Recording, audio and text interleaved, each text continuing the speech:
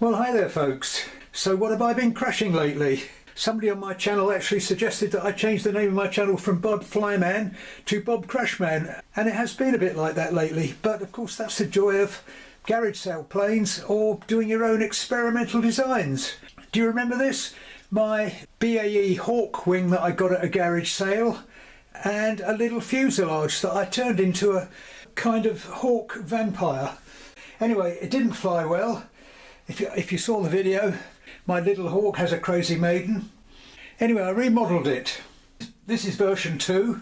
As you can see, it looks a bit different now. After that disastrous maiden, I considered converting it to tractor, shortened the nose, lengthened the fuselage, but it pretty became obvious to me that I would never ever be able to get the centre of gravity right. So I went back to the original configuration of twin booms and pusher.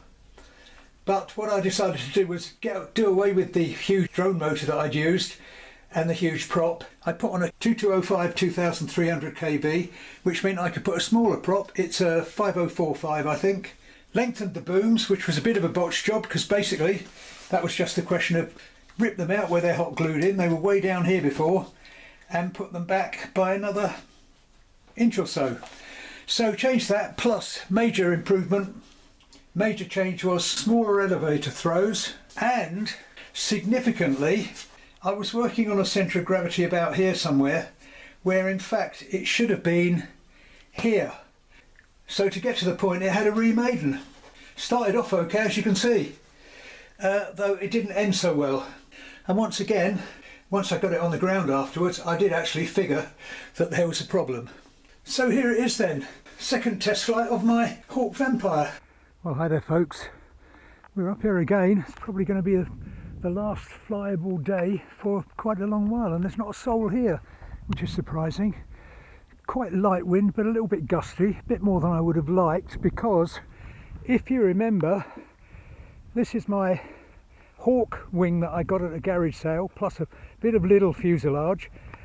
The maiden was absolutely awful, shortest, probably one of the worst I've ever had. Made some changes, longer booms, smaller throws, smaller motor, plus significantly changed centre of gravity. So I'm going to give it another try. This is probably going to be the last try, because if it doesn't work, it's going to go to that great graveyard of experimentals in the sky. So wish me luck anyway. Let's see how it goes. Right, control surfaces are moving the right way. Where's the wind coming from? Just about there. Very wet up here. Can't say I like that very much, but anyway, let's see what happens, folks. Now I must admit, I'm very wary of pushers. Oh, that's a model finder, just in case it's lost in the bushes. Alright, let's give it a half throttle throw. I'm going to hold it right at the nose so my hand's well out of the way of the I've never got into the boomerang style. Let's try and give it a good throw.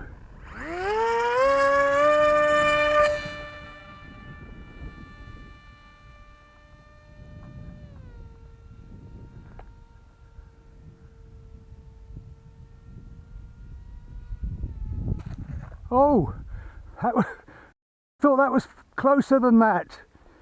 I'm in the trouble here. Right, model in the trees alert. I think I'm going to go and have to back to my van and get my long pole to poke that out, because I'm not going to shake it out, am I? Let's see what it looks like. Is that shakeable? I thought that was much closer. Well, at least it had a soft landing.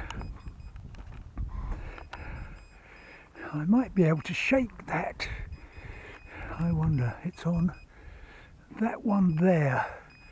If I get up there, I reckon I might be able to shake that. If not, I've got my telescopic, very long pole here.